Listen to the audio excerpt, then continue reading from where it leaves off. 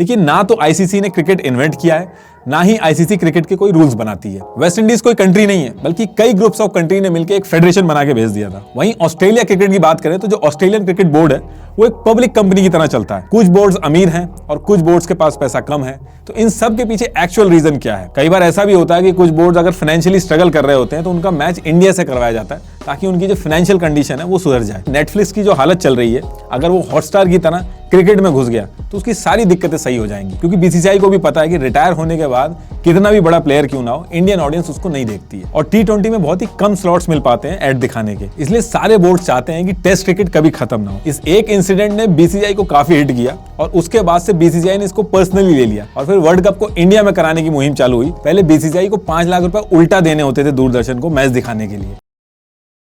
देखिए, किसी भी डेमोक्रेटिक कंट्री के अंदर जो स्पोर्ट होता है उसमें गवर्नमेंट का कोई रोल नहीं होता है। गवर्नमेंट इंफ्रास्ट्रक्चर बनाने में मदद कर सकती है, फाइनेंशियली हेल्प कर सकती है, लेकिन मैनेजमेंट और सिलेक्शन कमेटी वगैरह इन सब से एकदम बाहर होती है। और ऐसा इसलिए होता है ताकि इसमें पॉलिटिक्स ना घुसे, पता चले एक ही पार्टी के लोगों को प्रेफरेंस मिलने लगे।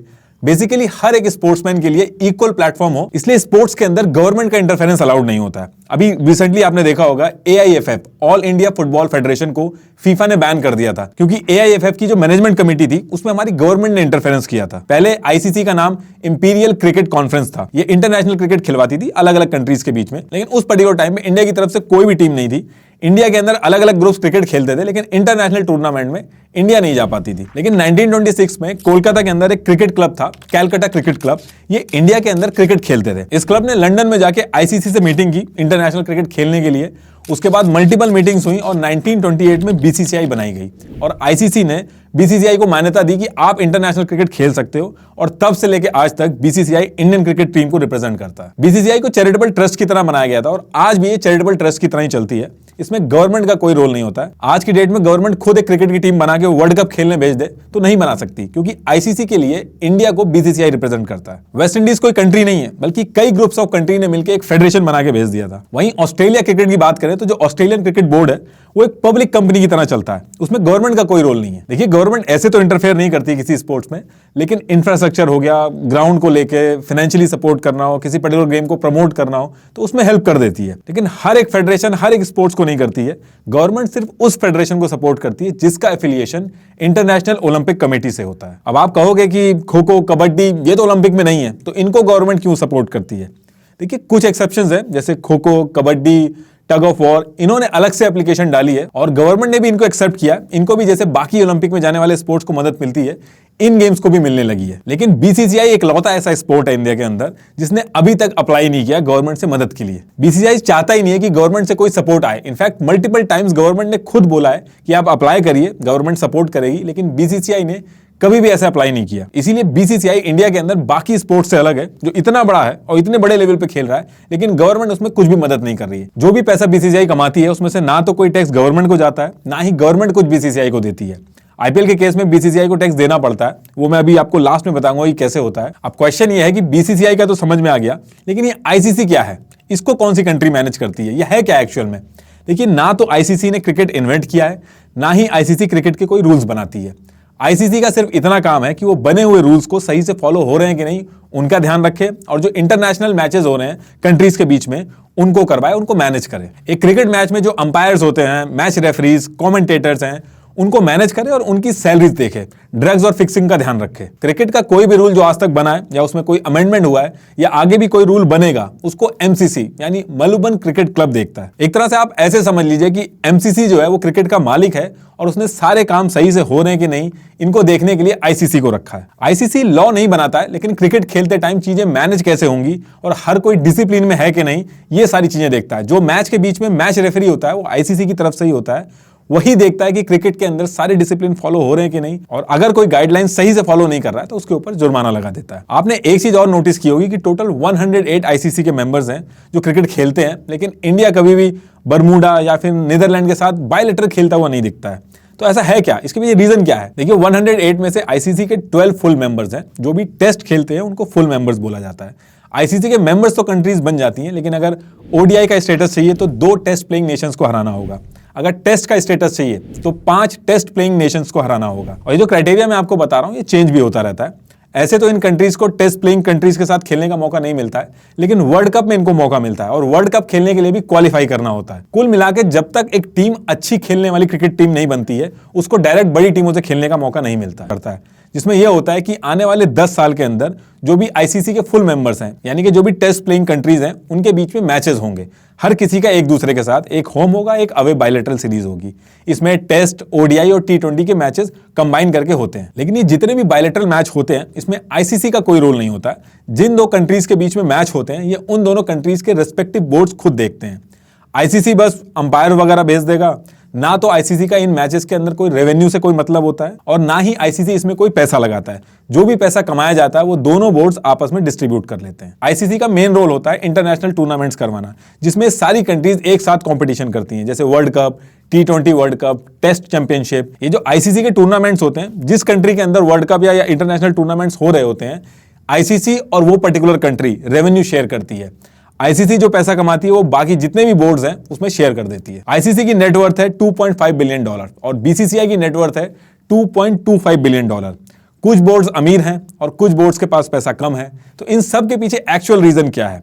इस पूरे क्रिकेट गेम में पैसा कैसे फ्लो करता है? देखिए, एक मैच को कराने में पैसा लगता है। ग्राउंड का मेंटेनेंस, अंपायर्स और कमेंटेटर्स की सैलरी, टीम की hospitality, winning amount, stump camera, spider camera, अलग अलग तरीके के कैमरे लगते हैं। इन सब में पैसा देना होता है। लेकिन एक टूर्नामेंट कराने वाला एक क्रिकेट मैच को करा के इससे कहीं ज्यादा पैसा कमा लेता है, और वो कमाता है लोगों की अटेंशन से। देखिए, जब भी कोई कंपनी प्रोडक्ट बनाती है तो उसको लोगों के सामने दिखाना होता है, तभी लोग उसको खरीदेंगे। अब वो रोड पे कितनी भीड़ इकट्ठी करके प्रोडक्ट दिखा पाएगी?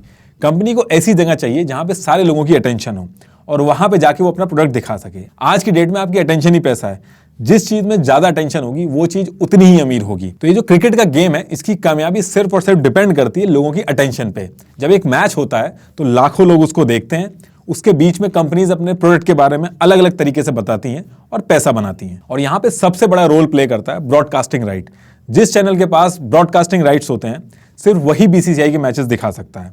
अभी 2023 से 2027 तक इन 4 साल में 20 टेस्ट, 21 ओडीआईज, 31 टी20 के मैच इंडिया के अंदर खेले जाएंगे। तो ये जो मैचेस होंगे, इनके ब्रॉडकास्टिंग राइट के लिए बिडिंग होगी कि कौन अपने चैनल पे इनको दिखाएगा। और ये जो चैनल्स होते हैं, ब्रॉडकास्टिंग राइट खरीदने के बाद ब्रांड्स हो गए, कंपनीज हो गए, इनको बीच बीच में स्लॉट्स देते हैं कि बीच बीच में आके आप अपना प्रोडक्ट दिखाओ, जिसे हम ऐड कहते हैं। जैसे स्टार इंडिया ने 6,138 करोड़ में लिया था मीडिया राइट बीसीसीआई से। अगर इंडिया में मैच हो रहा है तो बीसीसीआई से राइट्स लेने होंगे। अगर आईसीसी का टूर्नामेंट हो रहा है तो आईसीसी से राइट्स लेने होंगे। पाकिस्तान में मैच हो रहा होगा तो पाकिस्तान से राइट्स लेने होंगे। लेकिन क्योंकि इंडिया में लोग बहुत ही बड़े नंबर पे मैच देखते हैं, इसलिए जितना पैसा बीसीसीआई बनाती है उतना कोई नहीं बना पाता है। जब भी कोई सीरीज हो रही होती है तो उस सीरीज का जो नाम होता है उसके आगे कंपनी या फिर किसी ब्रांड का नाम जोड़ दिया जाता है, जिसे टाइटल स्पॉन्सरशिप कहा जाता है। जैसे अगर इंडिया श्रीलंका सीरीज हो रही होगी तो उसको पेटीएम इंडिया श्रीलंका सीरीज बोला जाएगा। अगर आईपीएल की बात करें तो नॉर्मल आईपीएल नहीं बोला जाता, उसको वीवो आईपीएल बोला जाएगा। इसके बाद जो लोग मैच देखने आते हैं, टिकट खरीदते हैं, उससे पैसा आता है। जो प्लेयर्स की किट होती है वो स्पॉन्सर होती है, उससे पैसा आता है। जब स्ट्रेटेजिक टाइम आउट होता है तो उस पर्टिकुलर टाइम पे किस कंपनी का नाम आएगा उसके लिए भी बिडिंग होती है। यहां तक कि जो अंपायर होते हैं उनकी जो टी शर्ट्स होती है उसके ऊपर किसका नाम लिखेगा उसके लिए भी बिडिंग होती है। जैसे 2022 में जो पेटीएम था, उसने ऑफिशियल अंपायर पार्टनर का जो बिडिंग थी उसको जीता था और करोड़ों रुपए दिए थे। देखिए, कोई भी मैच हो उसमें खर्चा इसी तरीके से होता है और पैसा कमाने का जो तरीका है वो भी यही होता है। बस बीसीसीआई के केस में एडवांटेज ये रहता है कि बीसीसीआई आईपीएल से भी रेवेन्यू कमाता है, और क्योंकि आईपीएल एक फ्रेंचाइजी की तरह बीसीसीआई ने लॉन्च किया है, इसलिए 50% रेवेन्यू बीसीसीआई लेता है। तो बीसीसीआई को आईपीएल से बहुत फायदा होता है। आईपीएल के 2023 से 2027 तक के जो खाली मीडिया राइट्स हैं, सिर्फ वही 6.2 बिलियन में बिके हैं। कई कंट्रीज का तो इतना बजट नहीं होता है। जितना इंतजार लोगों को आईपीएल का होता है, उससे कहीं ज्यादा इंतजार बीसीसीआई को होता है आईपीएल का। बीसीसीआई ने तो एक फिक्स डिपॉजिट भी करवा रखा है, उससे भी रेवेन्यू आता है बीसीसीआई को। इसमें एक चीज और ऐड कर देता हूं कि भले ही बीसीसीआई इसके साथ साथ आईसीसी जो है, वो जो इंटरनेशनल मैच करवाती है, उससे जो फायदा होता है उसको भी वो बोर्ड्स में बांट देती है, डिस्ट्रीब्यूट कर देती है। लेकिन बीसीसीआई, ईसीबी और ऑस्ट्रेलिया, ईसीबी यानी इंग्लैंड, इन तीनों को ज्यादा रेवेन्यू मिलता है बाकी बोर्ड्स के कंपैरेटिवली, क्योंकि ऐसा माना जाता है कि इन कंट्रीज में ज्यादा क्रिकेट देखा जाता है। जब वर्ल्ड कप हो रहा होता है तो जिस पर्टिकुलर कंट्री में मैच हो रहा होता है और आईसीसी, इन दोनों के बीच में पैसा बांटा जाता है। और जब बायलैटरल मैच हो रहे होते हैं तो दो कंट्री जो खेल रही होती हैं, सिर्फ उनके जो बोर्ड्स होते हैं उनके बीच में पैसा डिस्ट्रीब्यूट होता है, जो भी कमाई होती है उसमें से। आईसीसी जब मेंबरशिप देती है किसी भी बोर्ड को तो उनसे प्लेस दिलवाती है कि जो भी पैसा वो क्रिकेट से कमाएंगे वो क्रिकेट के अंदर ही लगाएंगे, चाहे वो डोमेस्टिक क्रिकेट हो या प्लेयर्स के ऊपर लगाएंगे। कोई भी उसमें से पैसा कमा के बाहर नहीं ले जा सकता। जैसे बीसीसीआई जो भी पैसा कमाती है, बीसीसीआई मेनली 3 बॉडीज को संभालता है। एक तो men's and women Indian cricket team, under 19 cricket team, India A team, India B team और डोमेस्टिक क्रिकेट, इन सबको मेंटेन करता है जो भी पैसा आता है। जैसे कई बिजनेसेस अपनी फ्रेंचाइजी निकालते हैं, ऐसे ही ऐसी क्रिकेट लीग है जिसके लिए अलग से स्पेशल विंडो बनाई गई है आईसीसी एफटीपी में। आईसीसी एफटीपी में स्पेशल विंडो होने का मतलब यह है कि जब आईपीएल चल रहा होगा तो उस पर्टिकुलर टाइम पे जो बाकी इंटरनेशनल मैचेस होंगे वो बिल्कुल ना के बराबर होंगे। ऐसा किसी और क्रिकेट लीग के लिए नहीं होता। देखिए, बीसीसीआई जो है वो दुनिया का सबसे बड़ा, सबसे अमीर और सबसे ज्यादा इन्फ्लुएंशियल बोर्ड है। उसके पीछे रीजन यही है कि इंडिया में लोग क्रिकेट बहुत ज्यादा देखते हैं। 80% वर्ल्ड क्रिकेट की जो इनकम है वो इंडिया से आती है। अराउंड 700 मिलियन लोग देखते हैं क्रिकेट को इंडिया के अंदर। बहुत बड़ा नंबर है ये। जब किसी मैच में इंडिया होती है तो एकदम से उसकी व्यूअरशिप बढ़ जाती है। कई बार ऐसा भी होता है कि कुछ बोर्ड अगर फाइनेंशियली स्ट्रगल कर रहे होते हैं तो उनका मैच इंडिया से करवाया जाता है ताकि उनकी जो फाइनेंशियल कंडीशन है वो सुधर जाए। किसी टूर्नामेंट में अगर इंडिया जल्दी बाहर हो जाता है तो ओवरऑल टूर्नामेंट की कमाई गिर जाती है क्योंकि व्यूअरशिप गिरती है। 2011 में जब इंडिया वर्ल्ड कप जीता था तो रिकॉर्ड तोड़ पैसा बनाया था आईसीसी ने। कई एक्सपर्ट्स का यह कहना है कि नेटफ्लिक्स की जो हालत चल रही है, अगर वो हॉटस्टार की तरह क्रिकेट में घुस गया तो उसकी सारी दिक्कतें सही हो जाएंगी। इस लेवल का क्रेज है इंडिया के अंदर क्रिकेट का। आईसीसी के इवेंट में आप अगर नोटिस करोगे, जो भी आपको ब्रांड या कंपनी दिखती हैं उन्हीं के ऐड आते हैं जिनका इंडिया में रेलेवेंस होता है। बीसीसीआई को बहुत ही अच्छे से पता है कि उसकी ताकत कहां से आती है, इसलिए किसी भी इंडियन प्लेयर को बाहर की लीग खेलना अलाउड नहीं किया जाता है। क्योंकि अगर आज की डेट में कोई famous Indian cricket Virat Kohli या हार्दिक पांड्या किसी और लीग में जाके खेलेंगे तो इंडियन ऑडियंस वो मैच भी देखने लगेगी, और बीसीसीआई ऐसा बिल्कुल नहीं चाहती है। बीसीसीआई किसी भी प्लेयर को साइन करने से पहले कॉन्ट्रैक्ट साइन कराती है कि वो किसी और लीग के लिए नहीं खेल सकता जब तक रिटायर ना हो जाए, क्योंकि बीसीसीआई को भी पता है कि रिटायर होने के बाद कितना भी बड़ा प्लेयर क्यों ना हो, इंडियन ऑडियंस उसको नहीं देखती है। बीसीसीआई अपने प्लेयर्स तो नहीं भेजती है, लेकिन आईपीएल में बाहर के प्लेयर्स को बुलाती है। एडम गिलक्रिस्ट जो थे, उन्होंने काफी बार आवाज उठाई इस चीज को लेके, लेकिन कोई कुछ नहीं कर पाया। कोई भी बोर्ड बीसीसीआई को नाराज नहीं करना चाहता। इनफैक्ट जितने भी क्रिकेट बोर्ड्स हैं वो चाहते हैं कि इंडिया के साथ मैच हो। रमीज राजा ने तो ये तक कह दिया था कि बीसीसीआई ऐसे ही अगर आगे बढ़ता रहा तो पाकिस्तान का जो क्रिकेट है वो बिल्कुल खत्म हो जाएगा। बीसीसीआई आज की डेट में बहुत बड़ा जो जाइंट बना है वो इंडियन मेन क्रिकेट टीम की वजह से बना है। अगर वुमेन्स क्रिकेट टीम भी इस लेवल पे पहुंच गई तो बीसीसीआई को रोकना नामुमकिन हो जाएगा। यही रीजन है कि बीसीसीआई बहुत ही अच्छे से प्रमोट करता है वुमेन क्रिकेट टीम को। आपने एक चीज और नोटिस करी होगी कि जितने भी ये बोर्ड्स हैं ये टेस्ट क्रिकेट की बहुत वकालत करते हैं, क्योंकि टेस्ट क्रिकेट ज्यादा दिन का होता है, इसलिए उसमें ज्यादा टाइम मिलता है कंपनीज को ऐड दिखाने का, कई दिनों का होता है। और टी20 में बहुत ही कम स्लॉट्स मिल पाते हैं ऐड दिखाने के, इसलिए सारे बोर्ड चाहते हैं कि टेस्ट क्रिकेट कभी खत्म ना हो। अगर टी20 जैसा धमाल टेस्ट में भी होने लगेगा तो पैसा डबल और ट्रिपल हो जाएगा।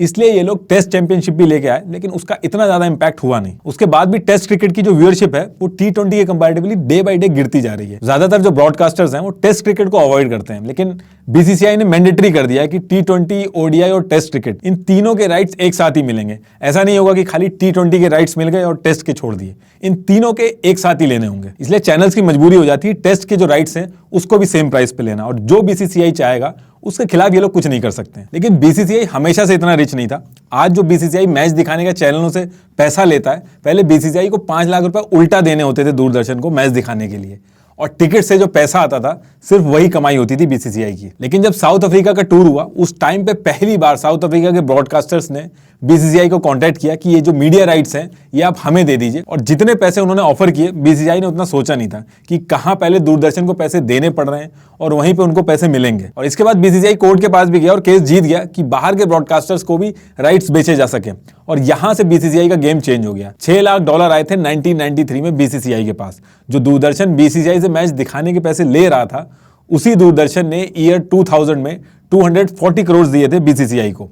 1983 में वर्ल्ड कप भले ही जीत गया था बीसीसीआई, लेकिन पैसा बहुत ही लेट आना चालू हुआ था, और जैसे जैसे पैसा आता गया बीसीसीआई स्ट्रांग होता गया। पहले वर्ल्ड कप सिर्फ इंग्लैंड में होस्ट किया जाता था। जब इंडिया 1983 में वर्ल्ड कप के फाइनल में पहुंचा था तब इंडिया के यूनियन मिनिस्टर सिद्धार्थ शंकर ने फाइनल के जो मैच हैं उसके टिकट्स मांगे थे, तो उन्होंने बीसीसीआई के सुप्रीमो एनकेपी साल्वे को बोला था, और एनकेपी साल्वे ने काफी ट्राई किया, लेकिन इंग्लैंड ने टिकट नहीं दिए।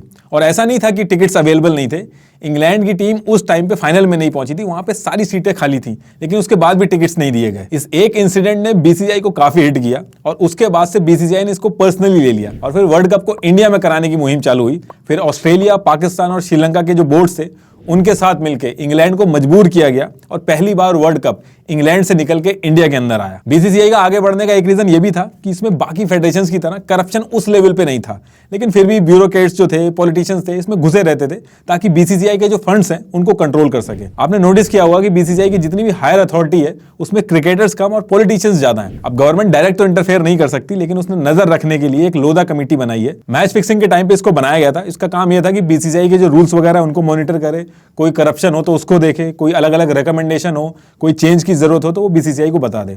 वैसे तो बीसीसीआई खुद ही सारे काम करता है, गवर्नमेंट का इसमें कोई इंटरफेरेंस नहीं रहता, लेकिन लोधा कमेटी जो है वो इसको मॉनिटर करती रहती है। इन सारी चीजों में एक चीज ये अच्छी है कि बीसीसीआई की वजह से इंडिया की जो इकोनॉमी है उसको भी बूस्ट मिलता है। और बीसीसीआई का इतना इंपैक्ट हो गया कि ऑस्ट्रेलियन, इंग्लैंड और सारे क्रिकेटर्स, हिंदी में आप इनको बोलते हुए सुनोगे, इंडियन कैप्टन्स के अंदर में आप विदेशी प्लेयर्स को खेलते हुए देखोगे, और इन सब का क्रेडिट जाता है बीसीसीआई को। क्रिकेट की वजह से हमारा जो टूरिज्म है वो बूस्ट होता है, नई जॉब्स आती हैं, कल्चर हमारा दुनिया के सामने आता है, होटल और रेस्टोरेंट्स हैं इनका बिजनेस जो है वो बूस्ट होता है। बीसीसीआई के जो कॉर्पोरेट इवेंट्स होते हैं, आईपीएल वगैरह, उससे टैक्स मिलता है गवर्नमेंट को, और इन सब चीजों का क्रेडिट जाता है बीसीसीआई को। और लास्ट में आपको फिर से बता दूं कि आईएनडी मनी ऐप एकदम सेफ ऐप है। इसे 6 मिलियन से ज्यादा इंडियंस यूज कर रहे हैं।